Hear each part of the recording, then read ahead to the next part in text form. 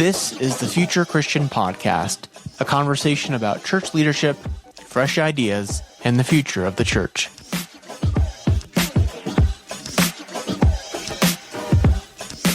Today we're welcoming a familiar voice to the show. Martha Tatarnic, a regular contributor and co-host on the show, is our guest today, talking about her book, Anne Boleyn, Reputation, Revolution, Religion, and the Queen Who Changed History. For those unfamiliar, Martha is a contributor to Christian Century, a blogger on Medium, and co-host of this podcast. She's also the author of Why Gather? The Hope and Promise of the Church. She's a priest in the Anglican Church of Canada and rector at St. George's Anglican Church in St. Catharines, Ontario. She lives in St. Catharines, Ontario, Canada. Please take a moment to subscribe to the podcast if you are not already. You can find Future Christian, Martha, and Loren on Instagram.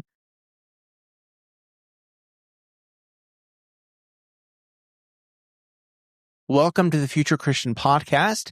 I am Loren Richmond Jr. and pleased to be joined by my co-host, but also special guest today, Martha Tatarnic. Hello, welcome to the show.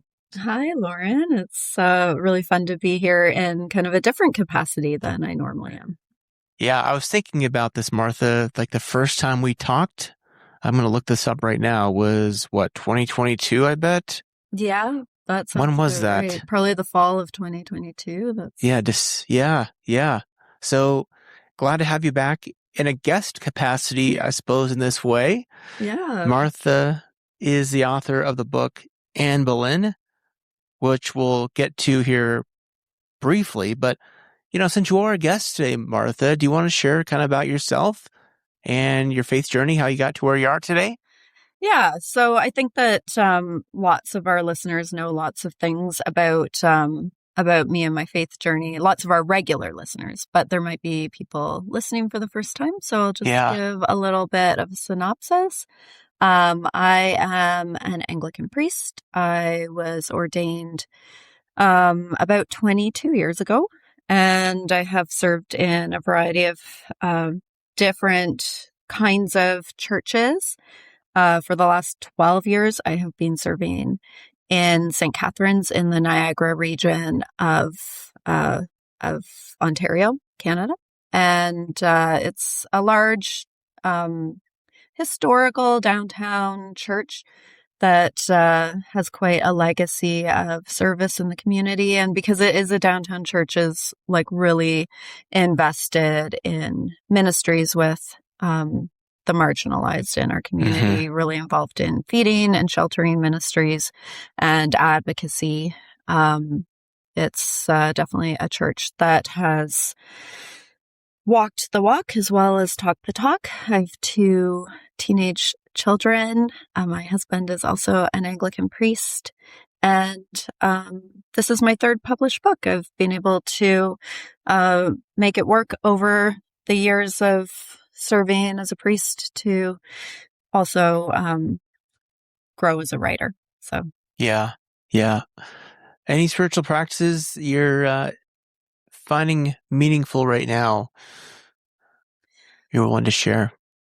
Yeah, that's a good question. Lots of our guests talk about the daily office, and we do morning prayer here at the church a couple of times a week. That's always just a really special time of. It's a really small gathering, but just that sense of joining in prayer that that is being prayed all over the world at that same time. You're in this small gathering, but it feels like a really big community. And honestly, I do find the work that we do here on Future Christian to be a really important spiritual practice for me. I just really, really value getting to hear wise voices from so many different parts of the church weighing in about what they're seeing and how they experience God moving in us and leading us and guiding us. I'm just sort of constantly amazed at what richness like emerges from these conversations. Yeah, absolutely. Thanks for sharing. Thanks for sharing that. Well, as mentioned already, Martha is Martha is the author of the book Anne Boleyn, Reputation, Revolution, Religion, and the Queen Who Changed History. So one of the things that I enjoyed as I read this, Martha, was your kind of appreciation, fascination, imagination with Anne. And do you want to share more about like how that began and then eventually how that bubbled up to like, I want to write a book about this? Yeah. In lots of ways, it maybe feels inevitable that I would write a book about Anne Boleyn, even though it really wasn't on my radar until a couple of years ago. She's just always been someone who has lived in a very prominent place in my imagination. I remember very vividly my mother introducing me to Anne Boleyn when I was a child, watching Anne of the Thousand Days with her and with my dad as well. And lots of people have been introduced to Anne Boleyn through that movie or that representation. But I just found myself always gravitating back to wanting to know more, just being really unsettled in a great way by all of the things that are unanswered about her life. By like this remarkable trajectory to power and then this very dramatic and sudden and tragic end. When I was in seminary, way back in the day, I found myself in my free time going to the Trinity College Library and raiding the Tudor history sections and finding it really validating and centering to realize that this figure who had been so captivating to me across my childhood and adolescence was actually such a powerful figure in shaping the English Reformation. And so here I am as, a young woman, not always sure what the heck I was doing at seminary, other than like just following this undeniable sense of call, but, not always feeling like I fit in or like, are you sure? Is this really like what my life is supposed to be? And then realizing like how much the history of the church that I was getting prepared to serve had been shaped by this woman from 500 years prior. Yeah. And so over the years, I really enjoy opportunities to climb on my soapbox and tell people, like, we always say in the Anglican Church, and we say it sheepishly, our church was started because King Henry VIII wanted a divorce. And so I love telling people, well, actually, like, the Anglican Church was created because the woman that King Henry VIII was interested in was a reformer. It's a like really different way of framing our history, that like there was this principled, intelligent, pious woman who has her fingerprints smudged all across what would become the Anglican Church. So I've always enjoyed kind of blowing people's minds with that revelation. But it was a couple of years ago when I was climbing on my soapbox with my brother and telling him about this that I started to seriously think about writing a book, because my brother is a tough audience. He's not routinely interested in my soapboxes or my many opinions. He's not that interested in the church either. And as soon as I shared this with him, he was like, where is that book? Like, I want to Huh. read that book. Like, I literally have never heard any of this before. And I thought, like my middle-aged accountant brother who's not that interested in the church or my ideas is like Mm-hmm. really interested in this. I think that there's a story that that needs to be told here. And again, like, it's not that historians haven't been on this for a long time. Like, historians have known and articulated for a long time Anne Boleyn's formidable influence in shaping the English Reformation, but it's not popularly known. It's not the story that people think they know about Anne Boleyn, and it's not the story that people think they know about the church. Right. That's what I was thinking about, is how it's interesting how Anne's story has been shaped by what history has chosen to emphasize or ignore. Like, because again, I've heard that same story of like, oh, it was just Henry VIII wanting divorce. Anne was just kind of along for the ride and then a Yeah. victim of his hubris or narcissism or whatever. Certainly you get into this later in the book around how Anne's story, what fits into this repeated dynamic of women getting screwed over by powerful men. Yeah, I'm just curious, like, what do you think about when you think about Anne's story being unfairly emphasized or ignored, some parts of it? Yeah. I mean, I I think it's really interesting. Um, in so many ways, what this or what this book became was, of course, an exploration of Anne Boleyn's impact and influence and a reclaiming of that. But it was also really like a conversation about how we talk about women and how Mm-hmm. we talk about history and how easily we slip into these patterns of how we tell stories. Um, Right.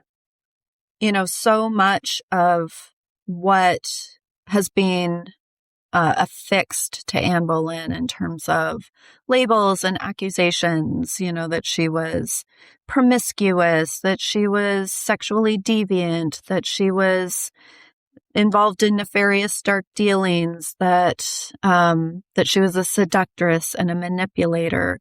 So many of those labels that got attached to her were um, actually had a lot to do with people disagreeing with her religious convictions. Mm-hmm. But then that just gets lost on the cutting room floor as it becomes just so easy and natural to speak about, women who don't behave the way that we think that they should. Also like attaching those other kinds of labels to them, right? Like, Yeah. that strong, powerful women need to be cut down to size, and routinely we do that by calling them bad names, by accusing them uh, of sexual impropriety, and um, and all kinds of other, sorts of labeling. So a lot of Anne Boleyn's story has been like vastly misrepresented. And yet, in so many ways, we've talked about her uh, the way that we talk about a lot of women and Yeah. talk about a Yeah. lot of patterns in history. Yeah. So, I think that deserves to be interrogated. Yeah. Yeah. Something that I found really interesting was your emphasis on her faith. Like, again, that's something that I don't think has been emphasized. That certainly was new to me. You talked about, like, obviously, like, there's not a ton of historical details, if I understood correctly.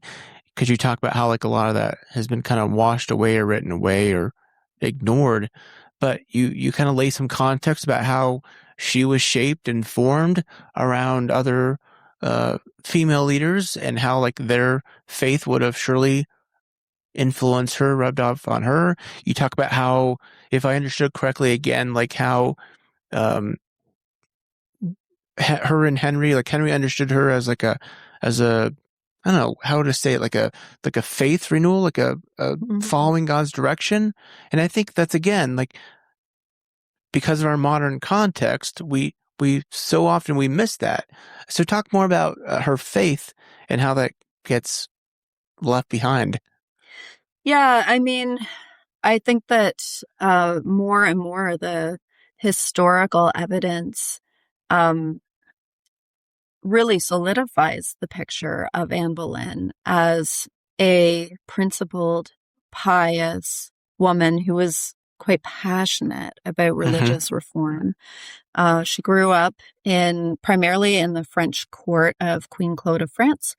Um, and she had a number of female role models, including Queen Claude, who were very invested in the bubbling up of reform that was taking place on the continent.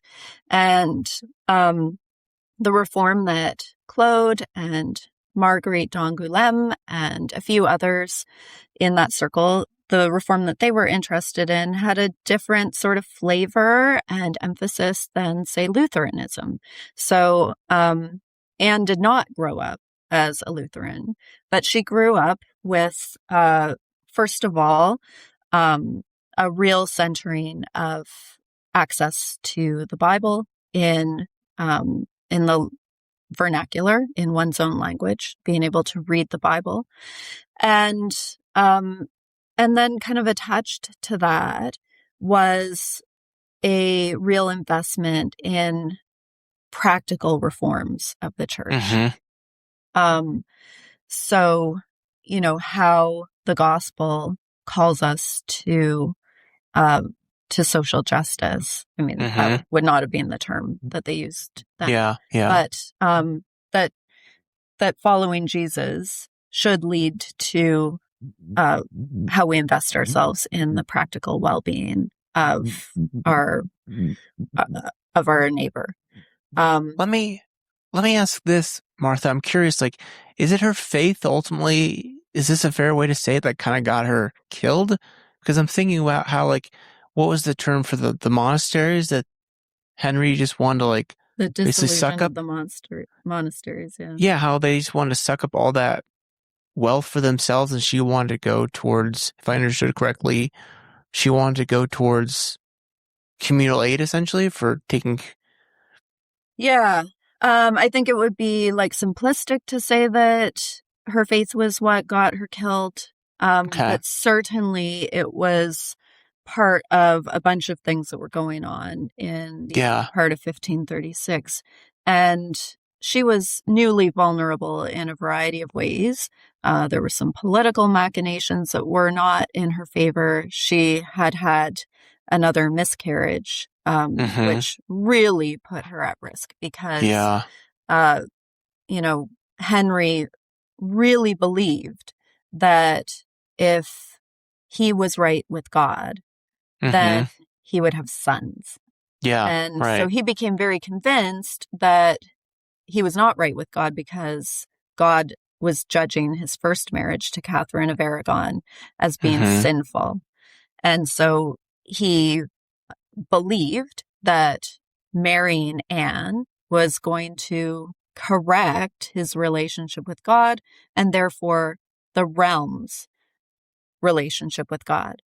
Um, to some degree, I mean, he really kind of set her up for failure because like Yeah. the weight of expectation on her was enormous. So Yeah. in the midst of a lot of vulnerability, she also put the pedal to the metal and stuck her neck out in a very courageous and dangerous way in terms of going against Henry and his number one advisor, Thomas Cromwell, in how the spoils of the dissolution of the monasteries would be uh, spread out. Um, Yeah. and, uh, she kind of threw down the gauntlet, hoping, believing that Henry would side with her. And we know that he did not. Yeah. So again, lots of things going on at that time. But at every point along Anne's journey, both in capturing Henry's attention in the first place, her ascent to power, what she invested herself in during her reign, and then in the months leading up to her death, was all wrapped into fundamental religious questions and her principles and her beliefs kind of being at the center of what she was able to accomplish in her time on the throne. Yeah, as you described, seemed like a very astute and voracious reader, so who was all reading things, suggesting them to Henry VIII to read. Something I'm curious about as well, because what was it, the Gutenberg Bible that she had a copy of, or was it Wittenberg? No, I'm saying it wrong. She had a copy of Tyndale? Tyndale New Testament. Tyndale. Yeah. I'm wondering, this is like 100 years or 80 years after, but as someone who grew up very much formed in the King James Bible, I wondered, how much does her influence, play out in even the King James Bible, King James authorizing a English translation of the Bible to be made? Yeah, I mean, I think that there are a number of places where you can see Anne's influence as having such an enormous impact on what the Church of England and therefore the Anglican Church would become. Mm-hmm. And again, it's even more remarkable to kind of reflect on this given how short her time in power actually was. But she was very astute, and she was very effective in what she was doing. So the two major accomplishments, and then there were kind of some spin-offs from this, of her time in power was finally in 1535, the year before she died, the availability of an English Bible, the first printed English Bible. So yeah, that is the precursor of the famous King James Bible. And we're talking that, reading the Bible in English had been, or having English Bibles had been illegal. Right. You could be exiled, you could be put to death, you could have these Bibles burned for existing. And in 1535, the first printed English Bible was made available, and it was dedicated to King Henry VIII and Anne Boleyn. So yeah, that is the start of that trajectory. And the other major piece that have led, very legitimate historians to call Anne not a catalyst of the Reformation, as is so often the label affixed to her, but rather an architect of the English Reformation, is that she absolutely, in her time in power, stacked the decks with reformers in positions of power, including Thomas Cranmer, who wrote the Book of Common Prayer. That, how often do we talk on this podcast about the daily office and the Book of Common Prayer and how that continues to shape people of faith? Thomas Cranmer wrote the Book of Common Prayer. He was Anne Boleyn's protege. And Matthew Parker was her protege as well. Those are two of the three figures who are consistently named as the theologians who shaped the distinctive Anglican thought. And they're only a couple of the many, many people that she personally moved into positions of power across the English Church that really assured not only the continuation of the Reformation beyond her death, but also really shaped the kind of church that was being created on English soil. So she had an eye for talent. She made it a point of paying attention to rising stars in the seminaries, and she got her people into positions of power. And, we're still feeling the effects of that effectiveness hundreds of years later. Yeah. Yeah.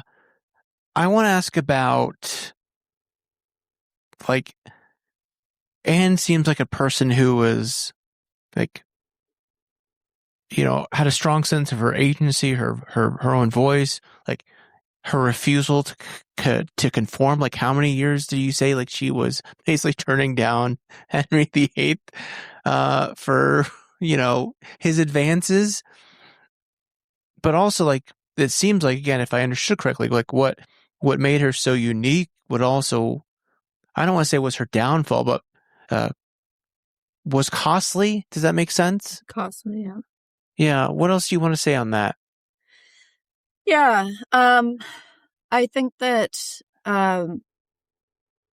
in terms of the evolving research and evidence about Anne Boleyn's life, there are a lot of scholars who are questioning that whole narrative of her being the one to turn him down unless he agreed to marry her. It seems more and more like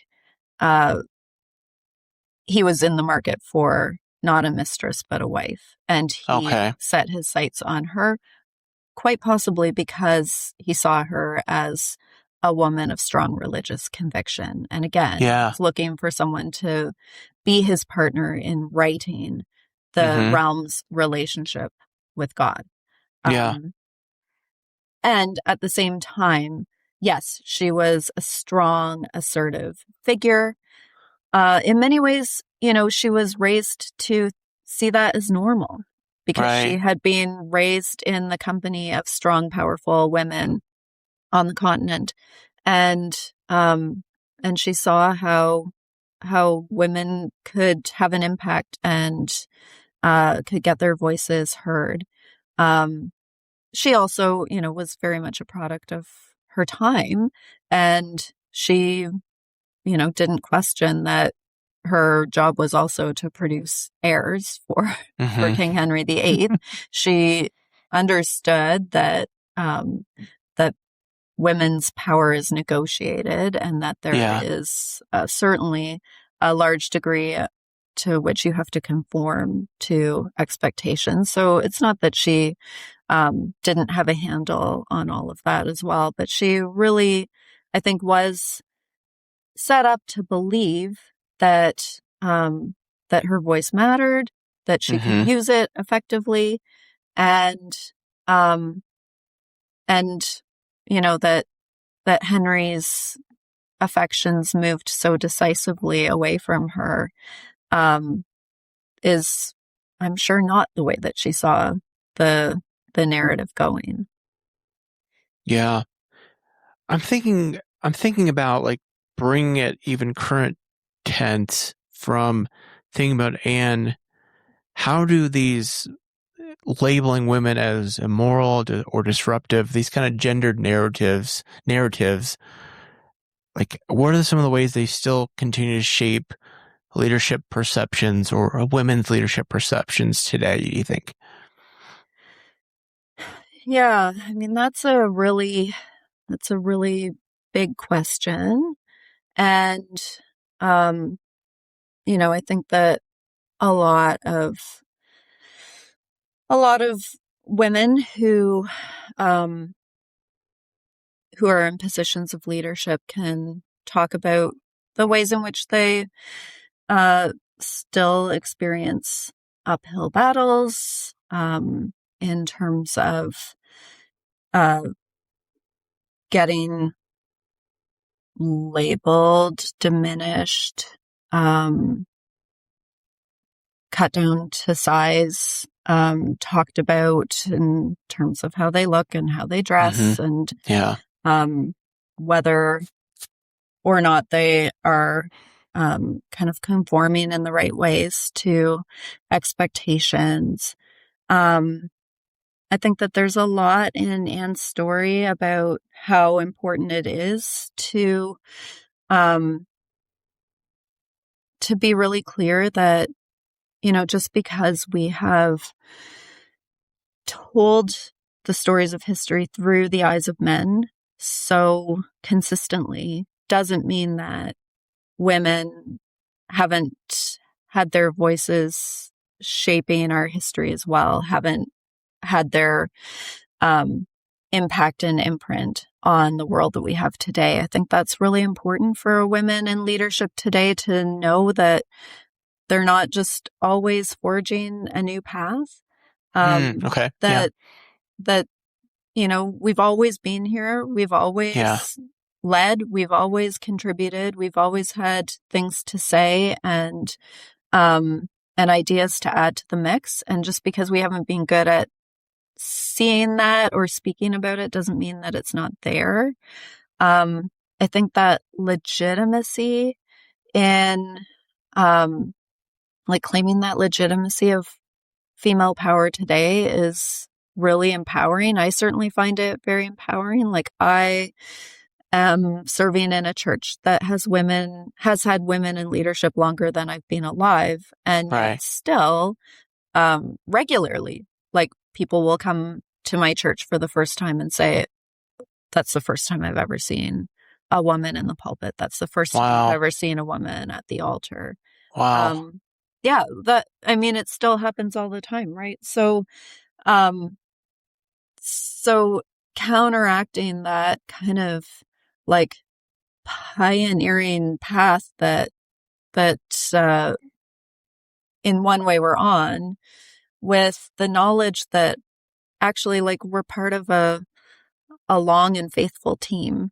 I think that's really important. And I think it's really important, not just in terms of feeling validated in our own role, but I think it's really important in terms of how we see God and how we see God at work in our churches and in our history and in our world. That, God's never been limited to just working through the dudes.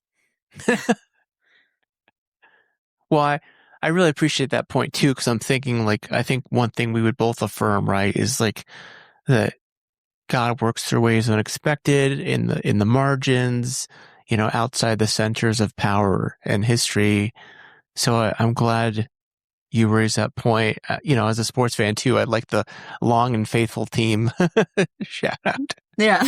Yeah. Long and faithful team. Yeah.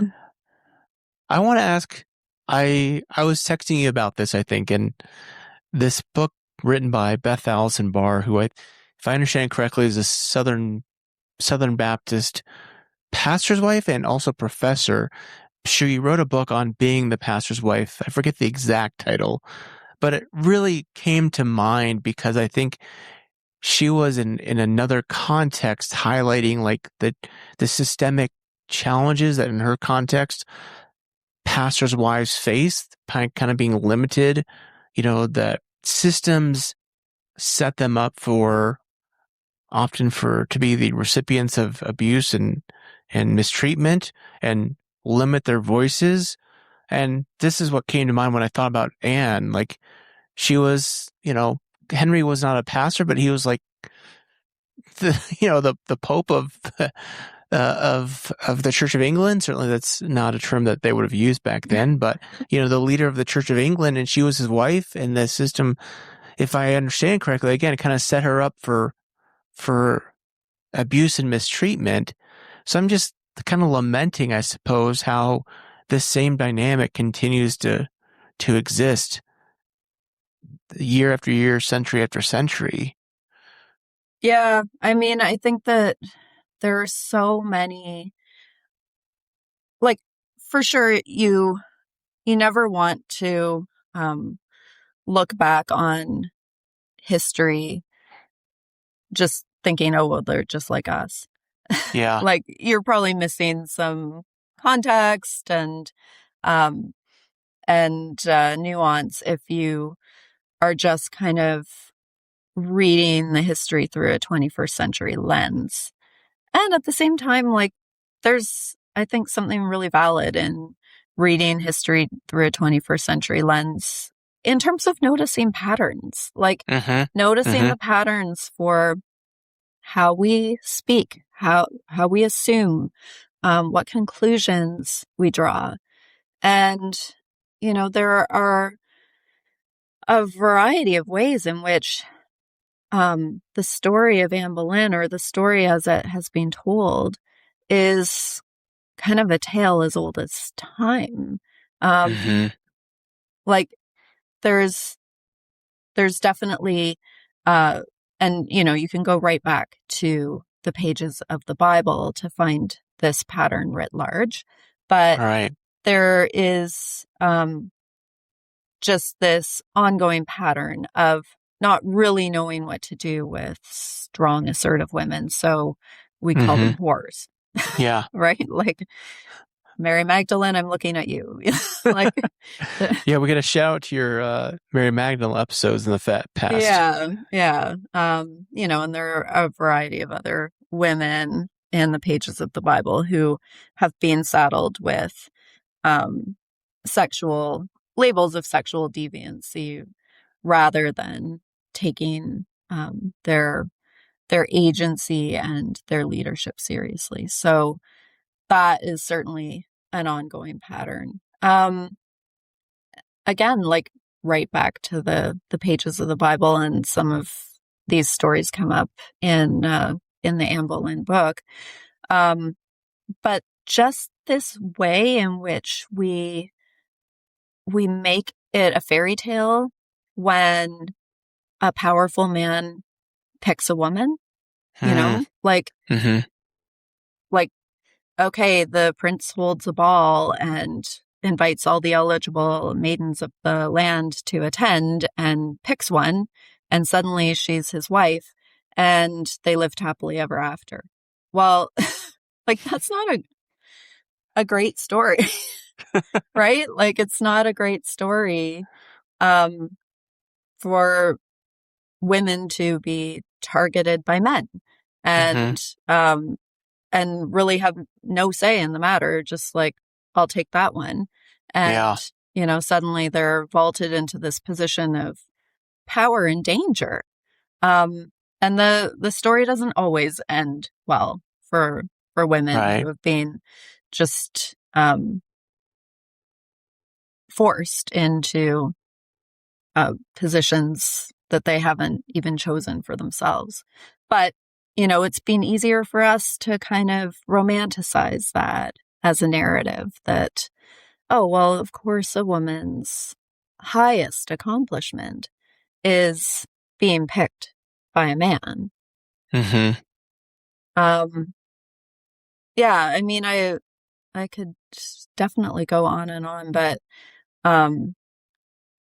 there are just a variety of ways in which Anne Boleyn's story, I think, continues to resonate in really powerful ways. And honestly, that's probably why she continues to be so captivating. Like, I realize not everybody knows about Anne Boleyn, but a surprising number of people do know about Anne Boleyn. Like, she does. Yeah, talk about the social media influence now of Anne Boleyn.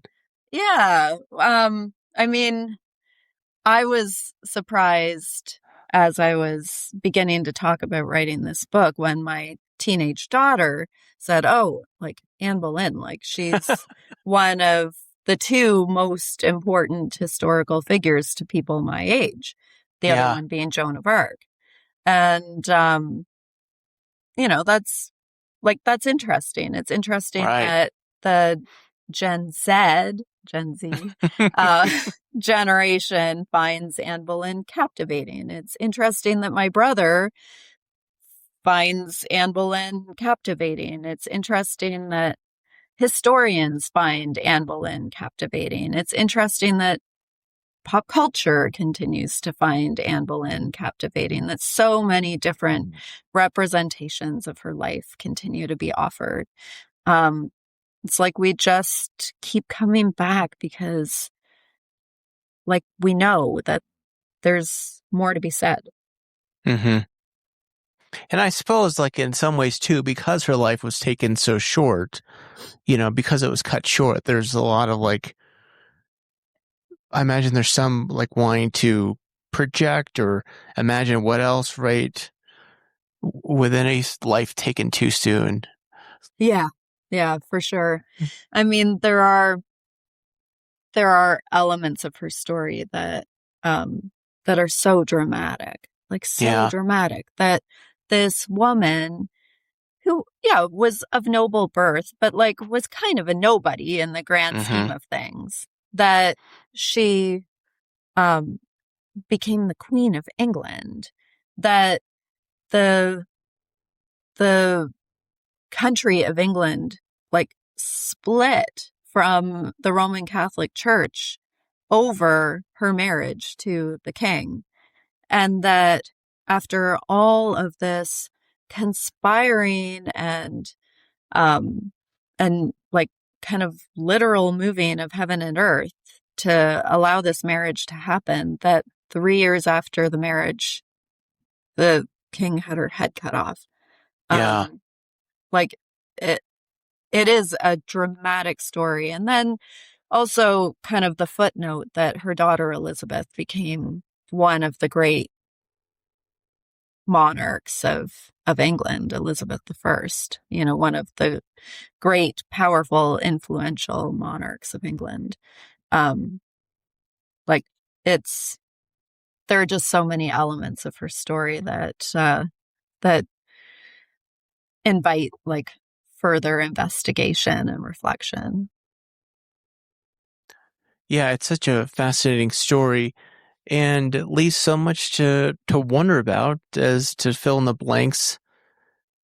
As you shared in that, as I think about, like, again, present day implications, something that really hit me again as I was reading the book is you talked about, like, all the ways women in leadership today and women in the church are subject to um, double standards or expectations that men would not be. I mean, I think we can both agree, like, being a new pastor, like, in general is hard. Being a new pastor in a new church, being new to a new church is hard. But, like, I did not, like, at all have to deal with some of the things that you describe in the church, you experiencing, and I'm sure countless uh, female clergy have experienced. So I just, like, I want to ask this, like, there's obviously, like, the world is different than it was in Anne's time, but still so much to do better. Where do you see opportunities for church systems to do better, churches to do better, men to do better? Yeah. Um, let me kind of name a couple of things here. Um, I think that I think where I really see us stall in terms of our um our march toward equality in the church is when we get too self-congratulatory. Um, Hmm. I think Mm-hmm. that I think it is really easy in the church to settle for um, virtue signaling Yeah. and for kind of doing a thing and then patting ourselves on the back and thinking, okay, now that is done, Yeah. right? Like, Yeah. okay, well, we started ordaining women. Um, so like we're better than all those other denominations who don't Right. ordain women. And so look at us, aren't we great? But then, we don't consider like the policies that need to be in Right. place um, to allow women to thrive and flourish in ministry, to be able to have and raise families, to um, you know, to be able um, to bring their gifts in all of the ways that women bring their gifts. This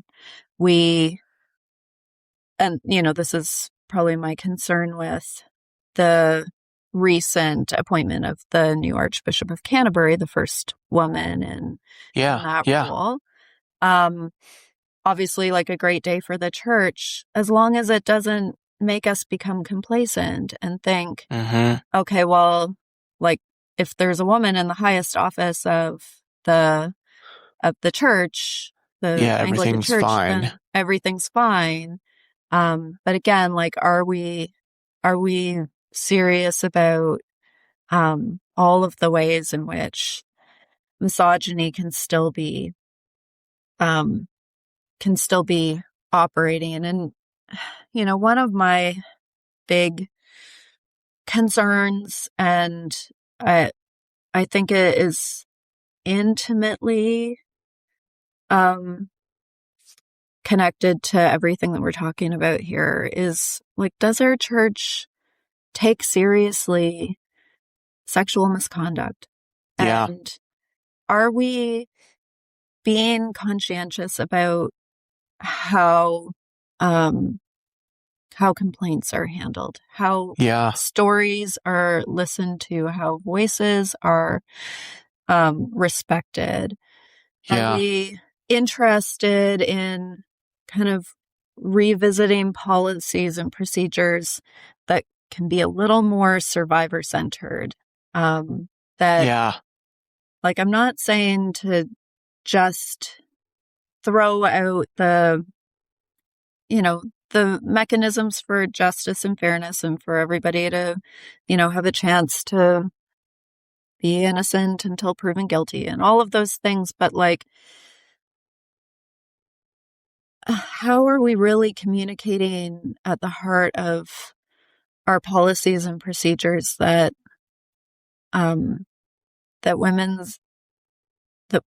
women matter, that vulnerable people matter, that making our churches safe matters, that honoring people's dignity matters? Because I think,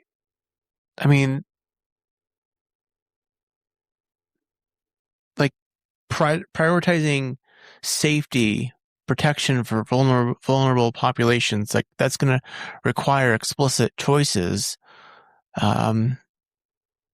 that so often is hard to want to do. It certainly costs time, certainly costs energy and resources, and unfortunately, too long, it's been like, it's just a cost of doing business, so to speak, right? Yeah, and it requires humility, right? Like, it requires being okay with having a lot to learn. Like, I'm a woman, but, like, I have had to learn a lot about how prevalent sexual abuse is, how prevalent it is in our churches, and how many barriers there are in our churches and in society against women being able to come forward and seek justice. I would say I grew up, like, very sheltered from all of that. I've had to learn a lot. Just because I'm a woman doesn't mean that I don't have a lot to learn. And certainly all of us collectively have a lot to learn. But if you sort of come into it feeling like, okay, well, we've already got everything figured out, and look at how great we are. But, like, that's not a great starting place for growth. Well, I really appreciate this conversation. The book was a lot of, I don't know if fun's the right word, and I sometimes got lost, like, the family dynamics of, 15th century, 16th century, whatever century it was, the 16th century family dynamics were a bit confusing at times. But I really liked what you did with the book, and I really hope folks check it out. Anne Boleyn, Reputation, Revolution, Religion, and the Queen Who Changed History. So I appreciate this conversation. Should we do some closing questions? Yeah, let's do some closing questions. I feel like I need to ask you this way, Martha.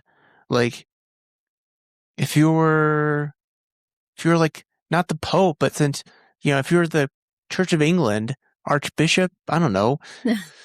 Feel free to answer it how you will. If I were Pope or Archbishop for a day, what would I do? Yeah, like definitely I would like to be in charge of some part of the church where women aren't in leadership yet so that I could change that. And I'm not somebody who has any sort of sentimental ideas about how, well, if you put women in leadership, then you're going to have more nurturing and compassionate and, collaborative models of leadership. I think that women are people and like there are lots of women who are compassionate and collaborative and lots who are, competitive and assertive and strong-willed and all of those things. I think like the harvest is great and the laborers are few. And I think God wants to use all of our gifts in serving the church. So let's just open up the floodgates and make sure that everybody's gifts are welcomed at the leadership table in our churches. This is going incredibly off script here, Martha, but the thought just came to mind, so I want to ask it. Okay. Like if Anne had been given opportunity, like in this bizarre world where this was even a possibility, do you think and she could have been like head of Church of England? Do you think she'd been like, yes? I mean, I'm sure that was not an idea on her radar at all, because that would have been like so far outside of right. This is a thoroughly 21st century question. Yeah, of the norm.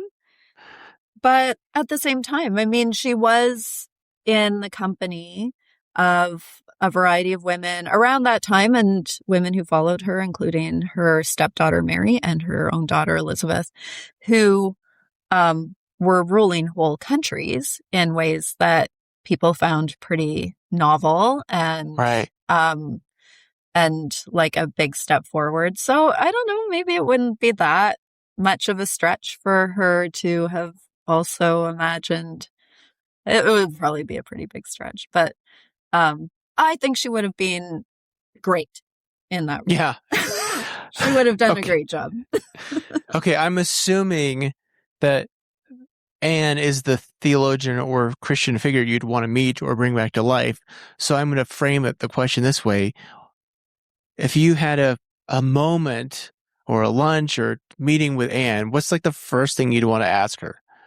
All right. Well, first of all, I think I just want to say that I'm pretty sure that when you interviewed me for the first time on this podcast back in 2022, that Anne Boleyn was my answer back then as well. I think you're right. That was quite a while before I had any notion of writing this book. So I think that's very cool.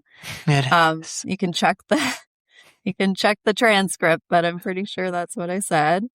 So yeah, what would I ask her right away? I would just really want to know how she actually felt about Henry.